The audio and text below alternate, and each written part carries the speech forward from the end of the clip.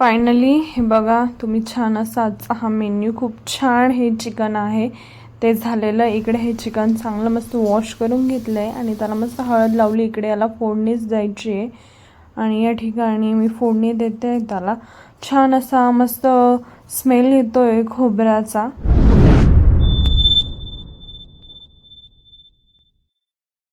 तर hi hello good morning, मी प्रियंका. स्वागत आहे तुमचं एका नवीन मराठी व्लॉगमध्ये. तर इकडे बघू शकता तुम्ही सकाळच्या मस्त एक साईड गरम गरम चपात्या होत आहे आणि तुम्ही इकडे बघताय जे की कांदे भाजत ठेवले आहे आणि इकडे खोबरं पण परतवण्याचं काम चाललेलं आहे. तर हे का आणि कशासाठी ह्याच प्रश्नाचं उत्तर तुम्हाला ह्या व्हिडिओमध्ये समजणार आहे. तर इकडे आम्ही आज बनवत आहोत गावठी चिकन. तर त्यासाठी सर्वप्रथम आम्ही मसाला तयार करतोय. तर हे बघू शकता तुम्ही कांदे भाजण्याचं पण काम चाललं आहे आणि खोबरं पण चांगलं परतवती आहे मी आणि साईड बाय साईड इकडे चपात्या आणि भात पहिले करून घेतला आणि म्हणजे कसं सगळं लक्ष जे आहे ते मला भाजीवर फोकस्ड करता येईल. इकडे मग लसूण चांगला फ्राय करून घेतला आणि सर्व जे काही होतं कांदा वगैरे ते मस्त छान फ्राय करून घेतलं. यानंतरनं मस्त छान भाजीला फोडणी द्यायची आहे. सो ऑलमोस्ट सर्वांचं जेवण होतं. 18 ते 20 जणांसाठीची ही भाजी बनवत आहे मी. सो मग त्यासाठी हा मोठाच कुकर लागणार होता. ह्या प्रतिज्ञाचा मम्मी जगी दिसत आहे तुम्हाला व्हिडिओमध्ये. तर से हाय, त्या पण हाय करताय. यांनीच काल मस्त छान खापरचे पुरणपोळी बनवली म्हणजेच मांडे. नसल व्हिडिओ बघितला तर तोही एकदा नक्की बघा तुम्ही. तर इकडे हे बघा मस्त जो उभा कांदा कापून घेतला आणि ह्या तेलामध्ये त्याला चांगलं लाल होईपर्यंत भाजलं. त्यात थोडासा कढीपत्ता पण टाकला आणि नंतरनं आपलं जे चिकन होतं ते मस्त छान वॉश करून त्याला हळद वगैरे लावून ठेवली होती आणि मग नंतरनं ते मीठ वगैरे टाकून त्याला मस्त कुकरला 4 शिट्ट्या करून घेतल्या. म्हणजे कसं आहे आणि शिट्ट्या करण्या अगोदर ना मी मस्त एक 10 मिनिट्स त्याला वाफ देते. त्याच्याने खूप छान भाजी होते. आय होप ही ट्रिक मी तुमच्यासोबत शेअर करते. तुम्हीही नक्की ट्राय करा आणि नक्की सांगा तुमचं ही चिकन कसं होतं आहे ते ही ट्रिक केल्यानंतरनं. सो मग मी बेसिकली कांदा आणि खोबऱ्याचा वापर जास्त करत नाही. त्याच्याने भाजीला असा गोडवा येतो. भाजी पाहिजे तितकी तिखट होत नाही. सो मग मी त्या लिमिटमध्येच यूज करते. हा जो व्लॉग बघता आहात तुम्ही हा ओतूरमधनं बघता आहात, सिन्नरमधला नाही आहे. तर मग आम्ही ओतूरमध्ये का गेलो होतो कशासाठी हेही तुम्हाला समजेल. जर का तुम्ही अगोदरचा व्लॉग नसेल बघितला तर तोही नक्की बघा. खूप छान आहे. जिकडे आम्ही जिजूंना वाण दिलेले. काल आम्ही आमच्या देशमुखांच्या जावयांसाठी मस्त असं गोडाधोडाचं जेवण केलं होतं आणि आमच्या जिजूंना नॉनव्हेज पण खूप आवडतं.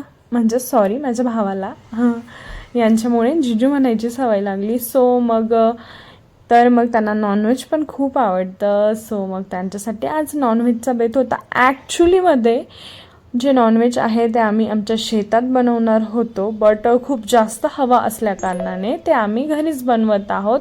सो इकडे मी मस्त असं चिकनला फोडणी दिली. आधी मस्त पिवळं शिजवून घेतलं आणि साईड बाय साईड आमचं मिक्सरमध्ये मसाला दळायचं पण काम चाललं होतं. इकडेच माझी छोटी जाऊबाई जी की मसाला दळण्यात मला मदत करत होती आणि इकडे माझं चाललं होतं. हे बघा अशा प्रकारे पाणी ठेवलं होतं मी गॅसवरती, जेणेकरून मस्त छान पाणीही गरम होतं आणि नॉनव्हेज जे आहे तुम्हाला सांगितल्याप्रमाणे मी 10 मिनिटे वाफ देऊन घेते. सो त्याप्रकारे इकडं मग साईड बाय साईड लगेचच मसाला फ्राय करायला घेतला तेलामध्ये. हे बघू शकता इतका मसाला काढला होता मी. अगोदर जो आपण कांद्याचा जो मसाला बनवतो तो चांगला मी तेलात भाजून घेतला. देन त्याला मी खाली केलं आणि आपला जो मसाला असतो त्याला तेलात चांगला तडका दिला.